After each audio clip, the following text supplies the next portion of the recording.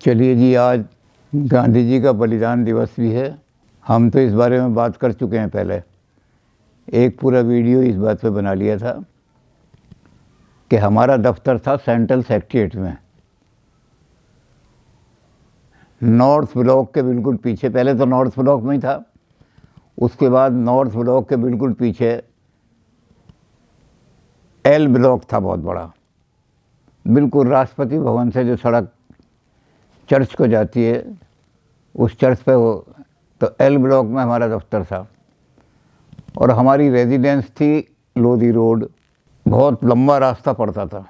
Gandhi ji shift होकर के बिरला के भवन में आ गए थे, बिरला के मकान में, और वहाँ गांधी जी की प्रार्थना सभा शाम को हुआ करती थी डेली। 2 भजन तो वहाँ ख़ास तौर से गाए जाते थे जो गांधी जी के बहुत ही प्रिय भजन थे और नियमित रूप से गाए जाते थे। तो मैं, मेरा छोटा भाई और मेरे साथी मुंशी जी, तेज बहादुर थे, उनको हम मुंशी जी कहते थे, हम तीनों साथ साथ ही रहते थे। तो हम जब वहाँ से दफ्तर से चलते थे तो हम ये सोचते थे कि मेन रोड से तो बड़ा लंबा रास्ता है, लोधी गार्डन के बीच में से निकल जाएंगे और लोधी गार्डन के बीच में से जाने के लिए फिर बिरला भवन के सामने से जाना पड़ता था। तो इसलिए आराम लेने के लिए कि वहाँ आधा घंटे का, क्योंकि भजन तो रोज़ ही होते थे, भजन में तो कोई ऐसी बात नहीं थी कि भाई हम कोई नए गीत तो होते ही नहीं थे, तो भजन सुनने के लिए ख़ास तौर से, लेकिन हमारा जो उद्देश्य होता था वो होता था आराम करना, कि वहाँ गांधी जी की सभा में बैठेंगे, गांधी जी से लोग बड़े बड़े प्रश्न पूछते हैं, उन प्रश्नों के उत्तर भी सुनेंगे और आधा पौना घंटे का हमें आराम भी मिल जाएगा। तो हमारा डेली रेस्टिंग प्लेस जो थी वो बिरला भवन ही थी। अब वह गांधी जी के भजन तो होते ही थे। एक भजन तो रघुपति राघव राजा राम, पतित पावन सीताराम, ईश्वर अल्लाह तेरा नाम, सबको सन्मति दे भगवान। अब ये भजन हर मंदिर में गाया जाता है। आज जितने भी हमारे मंदिर हैं उसमें रघुपति राघव गाया जाता है नियमित रूप से। जिस मंदिर में भी चले जाओ वहाँ रघुपति राघव, हमारे सनातन धर्म के मंदिरों में रघुपति राघव राजा राम, पतित पावन सीताराम, रघुपति राघव राजा राम। तो ये भजन ऐसा है जिसमें जो हमेशा गांधी जी की याद को। और दूसरा भजन जो था गांधी जी का बहुत ही प्रिय भजन है, वो गांधी जी खुद गाते थे। वैष्णव जन तो ताने कहिए, जो पीर पराई जाने रे। नरसिंह भगत की लिखी हुई कविता है, ये भजन है। तो ये भजन सुनते थे हम। उसके बाद फिर लोग तरह तरह के प्रश्न पूछते थे, गांधी जी उनका उत्तर भी वैसे ही देते थे, जैसे प्रश्न होते थे वैसे ही उत्तर। एक महिला ने एक प्रश्न किया कि गांधी जी आप जो राम नाम का कहते हो कि राम नाम जपने से आदमी को बड़ी शांति मिलती है, तो कबीर ने ये लिखा है, कबीरा माला काट के यूं समझावे मोए, मन न फिरावे आपना तो काय फिरावे मोए। दुनिया से अपने मन को तो फिराता नहीं तू, और मुझे घुमाता है, इससे तेरा क्या फ़ायदा होगा। तो पहले दुनिया से अपने मन को फिरा, तब तो माला फेरने का कोई फ़ायदा है। तो गांधी जी कहने लगे आप ठीक कह रही हैं बेटी। कहते मेरे पास भी एक आदमी था, वो बहुत बढ़िया साबुन खरीद के लाया। कहते वो कपड़े धोने का साबुन था बहुत बढ़िया, वो लेकर के आया और ला करके उसने घर में रखा। तो उसकी पत्नी जो थी उसने उस साबुन को छुपा करके रख दिया।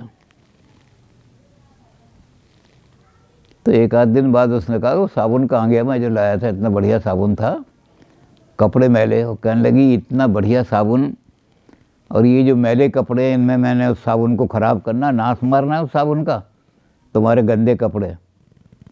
तो क्या उस आदमी ने हंस के कहा, अरे पगली, ये मैल साबुन से ही तो कटेगा, वो जो साबुन में लाया हूँ, और तूने कह दिया साबुन गंदा हो जाएगा, साबुन को छुपा के रख दिया, तो तुझे यही पता नहीं कि मैल जो है साबुन से कटना है। तो कहने लगे, ये जो मन को फिराना है, मन संसार से नहीं फिरेगा। जब तुम माला फेरोगी बार बार राम नाम की, तो धीरे धीरे मन फिटना शुरू हो जाएगा। तो साबुन को अंदर मत छिपाओ, क्योंकि साबुन बढ़िया है, बल्कि उसी साबुन से मन का मैल काट करके उसको लाओ। तो ऐसे ऐसे बहुत सारे प्रश्न आते थे, उनका जवाब वहाँ मिला करता था गांधी जी का। तो बस वहाँ हम तो इसीलिए जाते थे वहाँ जिस दिन ये दुर्घटना हुई, उस दिन भी हम वहीं थे। पूरी दुर्घटना हमारे सामने, मतलब ये तो पता नहीं कब वो आदमी आया, कैसे घुसा, लेकिन जिस समय धाड़ धाड़ की आवाज़ आई, सब भाग लिए, हम भी भाग लिए वहाँ से, सारे ही भाग लिए। लेकिन हमने घर जाते एक बात सोची कि सुबह जब गांधी जी की जब वो चिता जलाई जाएगी तो वहाँ पर बड़ी भीड़ होगी, इसलिए रात को ही जाके वहाँ अपना चटाई ले जाओ। और तो हम वहाँ जहाँ गांधी जी की समाधि है गांधी, वहाँ भी हम, क्योंकि हम और अभी अमन में बुआ, हमारी बुआ का लड़का था, उसे भी ले लिया, 5 आदमी थे हम। तो 5 आदमियों ने जाके वहाँ रात को ही डेरा लगा दिया। और जो गांधी जी की जहाँ चिता जली थी, वहाँ भी हमने अपनी आँखों से देखा गांधी जी की चिता जली थी। तो गांधी जी की आज श्रद्धांजलि का दिवस है, इसलिए गांधी जी को, उन पुरानी बातों को याद, भजन को याद करते हैं, उन भजनों को हमारे माइंड में रहते हैं, वो भजन उनको याद करके गांधी जी को नमन कर लेते हैं। आज श्रद्धांजलि हो जाएगी।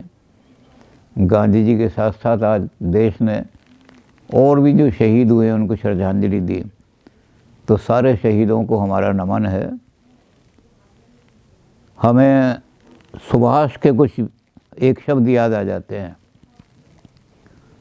सुभाष ने कहा था कि जीवित कौमें, जो नेशंस मर गई हैं, जिनके अंदर दम ही नहीं है, उनको क्या जिंदा करोगे।